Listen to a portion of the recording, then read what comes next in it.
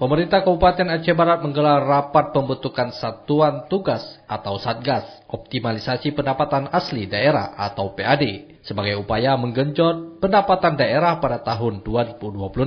Rapat koordinasi rakor itu dipimpin langsung oleh Bupati Aceh Barat, Tarmizi SPMM sebagai tindak lanjut atas arahan Presiden agar pemerintah daerah tidak lagi bergantung pada dana transfer dari pemerintah pusat.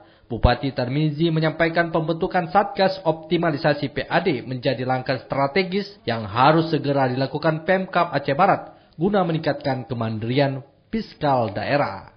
Posisi sekarang keadaan darurat, kita diharuskan bentuk inisiatif ini, wajib kita bentuk Satgas.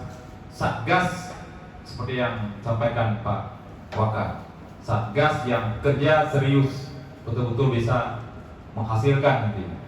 Bukan Satgas hanya seremonial yang kita selalu bentuk, tim ini, tim itu hanya untuk SK, tapi ini tidak, betul-betul kerja efektif yang dipilih nanti betul-betul akan bertanggung jawab yang terlibat dalam ini.